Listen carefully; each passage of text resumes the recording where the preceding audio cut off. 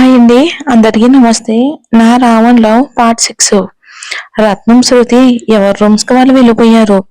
వాళ్ళు వెళ్ళగానే సూర్య తన దగ్గర ఉన్న మందు బాటిల్ తీసుకుని అలానే తాగుతూ ఇంటి వెనక్కి వెళ్తాడు అను కోసం.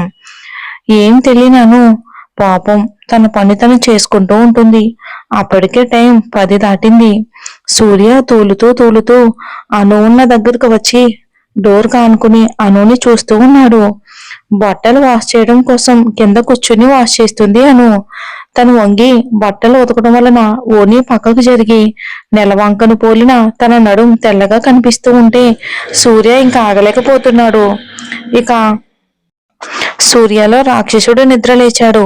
మత్తులో ఉండటం వలన ఇంకాను అందాలను చూస్తూ ఉంటే ఇంకా పెరిగిపోతుంది సూర్యకి. అలా అడుగు వేసుకుంటూ అను వెనకాలే వచ్చి నిలబడ్డాడు.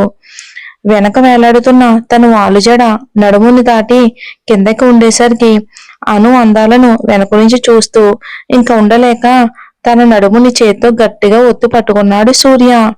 అనుకోని పరిణామానికి అను భయపడి గట్టిగా అరిచింది. వెనక్కి తిరిగి చూడగానే అక్కడ సూర్య కనిపించగానే వణుకు స్టార్ట్ అయింది అనుకి. సూర్య అవేమీ పట్టించుకోకుండా అనుని ఒక్క చేతితో పట్టుకుని దగ్గరికి లాగాడు. అను భయంతో మాటలు కూడా రానంతగా వణిగిపోతుంది. సూర్య తన నడుమును ఒత్తుతూ జుట్టు పట్టి తలను పైకి లేపాడు.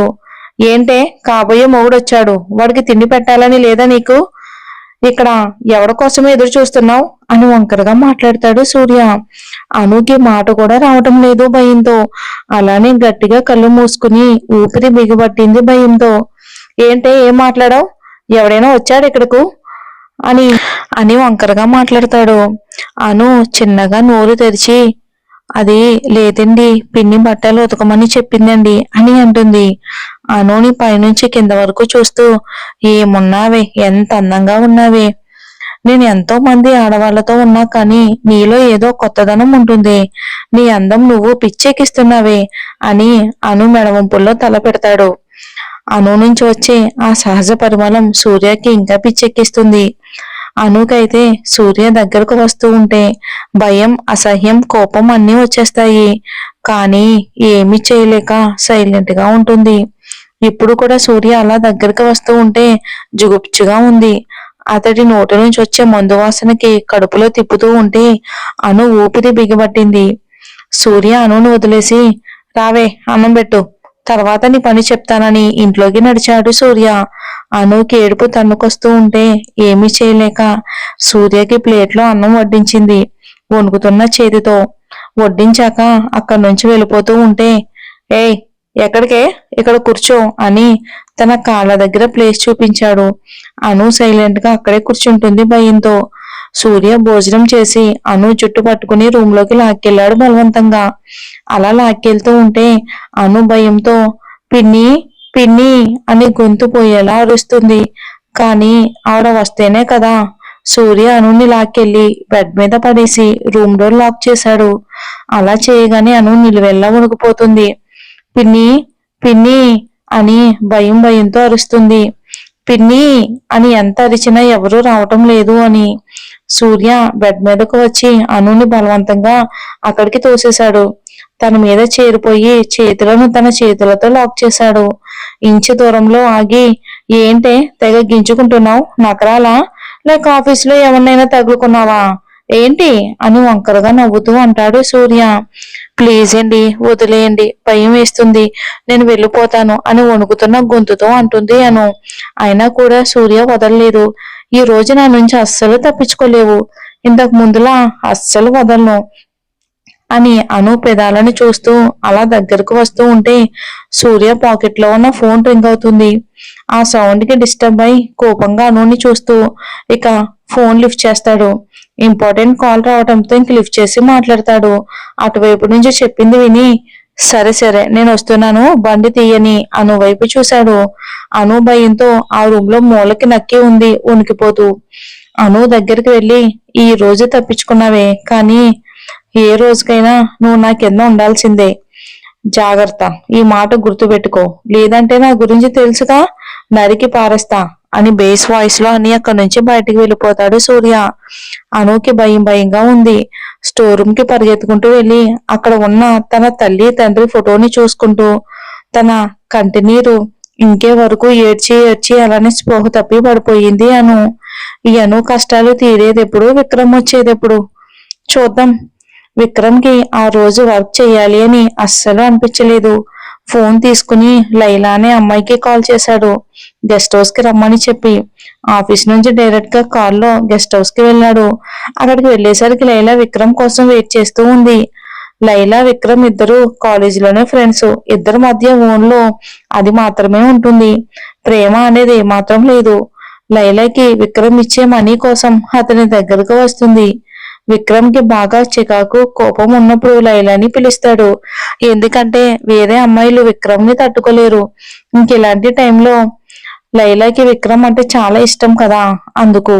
అతని పర్సనాలిటీ, ఇక మ్యాన్లీ లుక్ అన్నీ కూడా విక్రమ్ ని చూస్తే ఎవరు ఊరుకోలేరు కదా మరి. అలానే లైలా కూడా విక్రమ్ ని ప్రేమించింది. కానీ విక్రమ్ కి చెప్పాలంటేనే భయం వేసి ఆగిపోయేది లైలా. ఎలా అయినా విక్రమ్ తో ఉండొచ్చని అనుకుంటుంది. అలా ఎప్పుడైనా విక్రమ్ పిలవగానే ఎగురుకుంటూ వచ్చేది లైలా విక్రమ్ దగ్గరికి. ఇక లైలా విక్రమ్ కోసం గెస్ట్ హౌస్ లో రెడీ అవుతుంది. మంచి డ్రెస్ లో, పోస్ట్ లుక్ తో, ఫుల్ మేకప్ లో చాలా అందంగా రెడీ అయి ఉంది లైలా. విక్రమ్ కోపంగా గెస్ట్ హౌస్ కు వచ్చి లైలా మీద పడిపోయాడు. ఇంకలా తెల్లవారుజామున అలసిపోయి విక్రమ్ బెడ్ మీద పడుకున్నాడు. ఇక లైలా గురించి చెప్పనే అవసరం లేదు, ఎప్పుడో స్పృహ కోల్పోయింది. ఇక నెక్స్ట్ డే మార్నింగ్ విక్రమ్ లేచి ఫ్రెష్ అప్ అయ్యి ఆఫీస్ కి స్టార్ట్ అయ్యాడు. విక్రమ్ వెళ్లేసరికి జీవన్ తన క్యాబిన్ ముందు నిలబడి విక్రమ్ కోసం వెయిట్ చేస్తూ ఉంటాడు. జీవన్ ని చూసి కూడా చూడనట్టు తన క్యాబిన్ కి వెళ్తూ ఉంటే, విక్రమ్ ఆగరా, ప్లీజ్ రా అని తాను కూడా విక్రమ్ తో లోపలికి వెళ్తాడు జీవన్. విక్రమ్ ఏం పట్టించుకోకుండా కోపంగా తన చైర్లో కూర్చుని ల్యాప్టాప్ ఆన్ చేసి వర్క్ చేస్తున్నాడు. విక్రమ్ ఒకసారి చూడరా ప్లీజ్ అని ఎంత బతిమాడినా కూడా విక్రమ్ కనీసం ఫేస్ కూడా చూడడు. ఇంకేమీ చేయలేక దండం పెట్టి, సారీ రా, ఇంకోసారి నీ దగ్గర ఎవరి గురించి క్లాస్ పీకను, సారీ అని అనగానే విక్రమ్ చిన్న స్మైల్ ఇచ్చాడు. ఆ స్మైల్ కే జీవన్ దేవుడా అనుకుని వర్క్ గురించి మాట్లాడుకుంటూ ఉంటారు. అలా ఒక గంట గడిచిన తర్వాత అను గుర్తుకు వస్తుంది విక్రమ్ కి. జీవన్ అప్పటికే బయటికి వెళ్ళిపోయాడు. సీసీ కెమెరాలో అను కూర్చున్న సీట్ చూశాడు.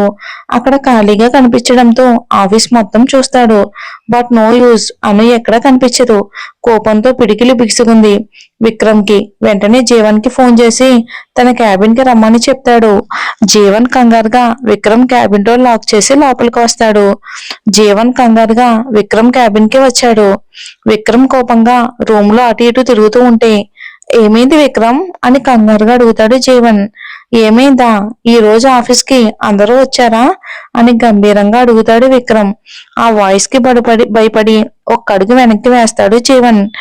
ఏంటి అడుగుతుంటే ఆన్సర్ ఇవ్వవు, టెల్ మీ అని బేస్ వాయిస్ తో అరుస్తాడు విక్రమ్. జీవన్ కి అర్థమైంది ఎందుకు ఇలా అడుగుతున్నాడా అని. వచ్చారు కానీ ఒక్కరూ రాలేదు అని చిన్నగా చెప్తాడు జీవన్. అంతే, టేబుల్ మీద ఉన్న ల్యాప్టాప్ కింద పడింది విక్రమ్ చేతిలోది. విక్రమ్ అని చిన్నగా అంటాడు జీవన్. ఆ ఒక్కరు ఎవరు అని మళ్ళీ రెట్టించి అడుగుతాడు విక్రమ్. ఆ అనురాధ అని చిన్నగా చెప్తాడు జీవన్. నెక్స్ట్ మినిట్ జీవన్ చెంప పగలగొట్టాడు విక్రమ్. ఇంకో 1 అవర్ లో తను నా క్యాబిన్ లో నా ముందు ఉండాలి, లేదంటే నాలోని రాక్షసుని చూస్తావు అని బేస్ వాయిస్ లో చెప్పి తన పర్సనల్ రూమ్ కి వెళ్ళాడు. ఇక జీవన్ టెన్షన్ గా అనుకి ఫోన్ చేశాడు. అదే రోజు మార్నింగ్ 4 కి అను దగ్గరకు వచ్చేద్దాం. అను ఆ నైట్ మొత్తం సూర్య భయంతో ఏడ్చి ఏడ్చి స్పృహ తప్పింది. అలా నైట్ 4 కి మెలకు వచ్చింది. తన తల్లి చనిపోయిన రోజు కావటంతో గుడిలో అన్నదానం పెట్టిస్తుంది ప్రతి సంవత్సరం. అలా ఈ సంవత్సరం కూడా పెట్టించాలి అని అనుకుంది. కానీ సూర్య వాళ్ళు ఏం సరుకులు కూడా తీసుకురాలేదు. అందుకే తొందరగా లేచి ఈ సంవత్సరం మొత్తం దాచిపెట్టుకున్న ఆ కొంచెం మనీతో 5గురికైనా చేస్తుంది అన్నదానం. అలా ఆ కొంత మనీని తీసుకుని మార్కెట్కి వెళ్ళి సరుకులు తేవాలి అనుకుంది. కానీ ఇంత మార్నింగ్ తీయరు కాబట్టి ఇంట్లో పని తొందరగా కంప్లీట్ చేసింది. ముందు రోజే ఆఫీస్లో జీవన్ అడిగి లీవ్ తీసుకుంది. అలా ఆ రోజు మార్కెట్కి వెళ్ళి సరుకులు తెచ్చి వంట పని స్టార్ట్ చేసింది. తన పిన్ని ఎంత తిట్టినా కొట్టినా కూడా ఆ రోజు ఖచ్చితంగా అన్నదానం చేస్తుంది. అందుకే రత్నం కూడా ఏమీ అనలేదు. ఎందుకంటే మళ్ళీ సంవత్సరం నుండి తన జీవితం సూర్య చేతుల్లో ఉంటుంది అని సైలెంట్ గా ఉంది రత్నం. అను తన తల్లి తండ్రి కోసం అన్నదానం చేస్తూ ఉంటే రత్నం ఎప్పుడు అడ్డుపడేది, కావాలని కొట్టేది, భయపెట్టేది తనని. అన్ని విషయాలు విన్నాను. ఈ ఒక్క విషయంలో రత్న మాట వినదు. ఎలాగైనా గుడిలో 10 మందికైనా అన్నదానం చేస్తుంది. తర్వాత ఇంటికి వచ్చాక రత్నం చేసే రచ్చ మామూలుగా ఉండదు. అవన్నీ భరించే వెళ్తుందాను. అలా ఈ రోజు కూడా గుడికి వెళ్ళింది. ప్రతి సంవత్సరం అన్నదానం చేసే రోజు తన అమ్మ చీర కట్టుకోవటం అలవాటు.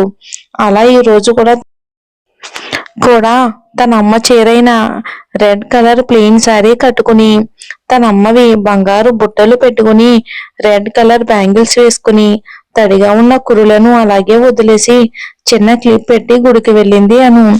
అక్కడ తాను చేసిన పులిహోరని గుడిలో ఉన్న ముసలి వాళ్ళు చిన్న పిల్లలకు పంచిపెడుతుంది. అప్పుడే సడన్ గా జీవం నుంచి ఫోన్ కాల్ వస్తుంది. కానీ అను తన ఫోన్ ని బ్యాగ్ లో పెట్టింది. జీవన్ టెన్షన్ గా మళ్ళీ మళ్ళీ ఫోన్ కాల్ చేస్తున్నాడు. కానీ అను లిఫ్ట్ చేయకపోవడంతో టెన్షన్ పట్టుకుంది జీవన్ కి. విక్రమ్ కోపం తెలుసుగా అను లేట్ గా వచ్చిన విక్రమ్ కోపానికి బలి కావాల్సిందే అని భయపడుతున్నాడు జీవన్. అలా అరగంట గడిచిపోయింది. అను తను తెచ్చింది అందరికీ పంచిపెట్టి దేవుడికి దండం పెట్టుకుని తన బ్యాగ్ తీసుకుని ఒక చెట్టు కింద కూర్చుంది తను. ఎందుకో తన కళ్ళ మాటున కన్నీటి పొర, గుండె మొత్తం బాధతో నిండిపోయింది. ఏడుపు తన్నుకు వస్తూ ఉంటే దుఃఖాన్ని దిగమింగుకుంటూ చుట్టూ ఉన్న ఆవరణాన్ని చూస్తూ ఉంది. అలా చూస్తూ ఉంటే మనసుకు ప్రశాంతతనిచ్చింది. అలా ప్రశాంతంగా ఉండటం దేవుడికి నచ్చలేదనుకుంటా. తన ఫోన్ రింగ్ అవుతూ ఉంటే ఒక్కసారిగా ఉలిక్కిపడింది తను. వెంటనే ఫోన్ ని చేతిలోకి తీసుకుని చూస్తే అన్నోన్ నెంబర్ అని చూపిస్తుంది. ఎవరా అని ఫోన్ లిఫ్ట్ చేసి చెవి దగ్గర పెట్టుకుంది అను. మరి ఏం జరుగుతుందో వచ్చే ఎపిసోడ్ లో చూద్దాం.